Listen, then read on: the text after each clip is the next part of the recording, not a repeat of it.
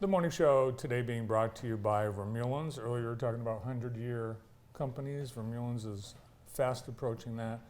Family-owned business serving the community in so many ways, providing great design services, furniture, and support to community organizations, schools, churches, and more, thanks to Vermeulen's on West Michigan Avenue in Jackson. Now we welcome from the Jackson Hispanic Heritage Festival, Jacob Inosencio and Leticia Albarran. Did I say your last name right? Close, but that's okay. Did you say her first name? I did, Leticia. Yeah, Yep, I did. We'll work on your Spanish. Okay. That's part of it. Pronounce your last name for me. Albarran, Okay, but see, it's Albarran. You can say So we gotta work on Albarran. that Spanish. I said it really quick. Yeah, exactly. We gotta get the It roll gets there. ya, We're it working gets on ya. it. Me too. I need to say it right now. So we were just saying I need to practice my Spanish. Yeah. And Leticia thinks she needs to practice her Spanish, which is laughable because they're not even similar. Like, not even close. Leticia speaks Spanish like, oh, that person speaks Spanish. And when I do, it's like, ooh, I don't know why. you can get around a little bit. Yeah, exactly. Yeah. So the first annual, right? It's annual now. It's was going to be amazing. It's going to be Yes. for sure. Yeah. We're very excited. We thought, what did we say, maybe 400 or 500 Yeah. people we thought maybe would show up, and we were in the thousands, we think. So Yeah, it Yeah. definitely exceeded our expectations, which is a good thing to have. Yeah. But So what was it? When you're seeing all these people show up and it come together. I mean, are you blown away by the turnout? Absolutely. It was really nice to see that the community really wanted it too, because you could see the representation there. It wasn't just Latinos, it was a variety of individuals that were there. And it seemed, when I was looking around, everybody seemed to be enjoying themselves, so it was a nice evening. yeah, at first we were a little bit like, okay, what's going to go wrong? Like, it's going too well. Like, the vendors showed up on time. We had a tremendous day. Our donor partners, True Community, and everybody else was there for photos. President Phelan from Jackson College and Mayor Mahoney, who are two title sponsors, the city and the college, were there. So we were like, okay, everything has fallen into place exactly how we wanted it to. What is going to happen? And nothing happened. Yeah. Other than success and a Other great than day. success, yes. We had Jasnelli on from Zero Bar, and that was her first event. Yeah, she and, crushed it. Just talking about how, but that's got to be cool for you guys to see someone attending your event for the first time, and it's their first event as a vendor. Yeah. Absolutely. I remember talking to her, and she was so excited too, because this is her first endeavor in the business world as well, and to be able to have a booth there and also like serve the population. So she was really excited, and it seems to be going really well for her too. Yeah, it is. It was really unique and cool to be able to provide a platform.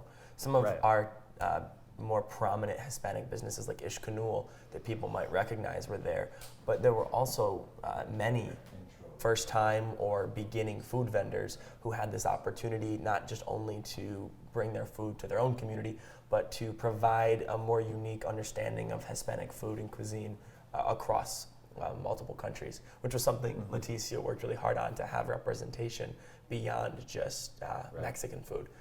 Because we often think of tacos and burritos, Right. but we went so much further with the festival, and we were really proud of that. Yeah, the festival smelled great. Yes, it did. We've got a video clip. Let's take a look. Excellent.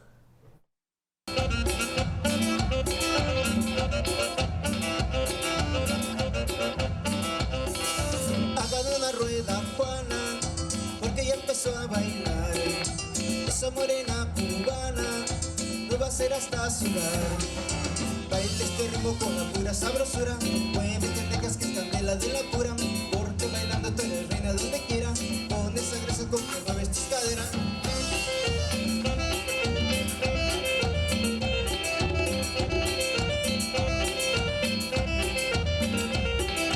Baila como Juana la cubana, un ritmo que se siente sabroso como jugo de manzana.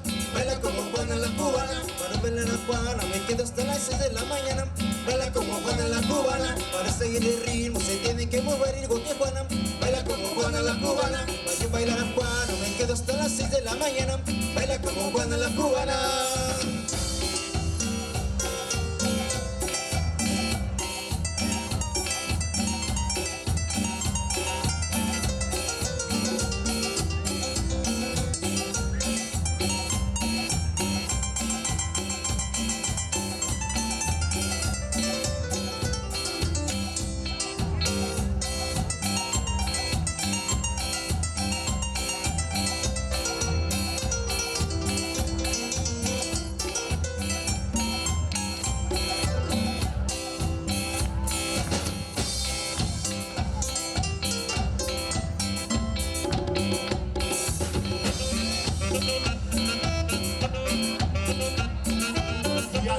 sabor.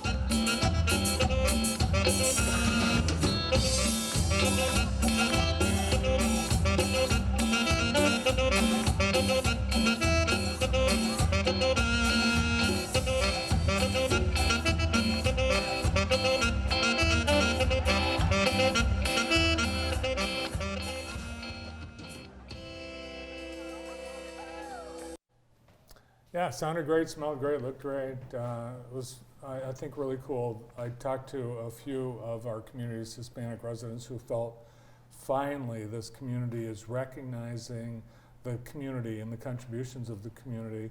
Juan Rodriguez, as an example, who, along with his family, had for many years done the Fiesta Alegre program on the radio.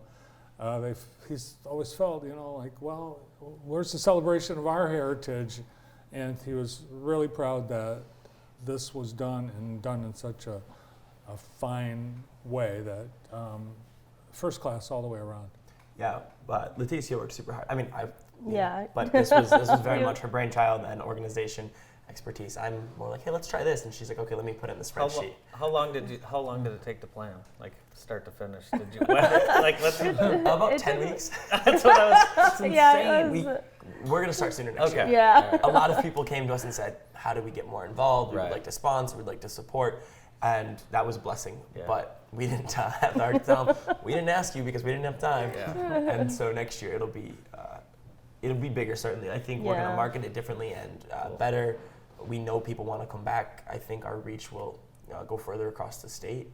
Mm-hmm. So And that was really the goal. The goal was to have representation and people to come out and feel accepted too. So the goal of that, I think we were able to reach that goal.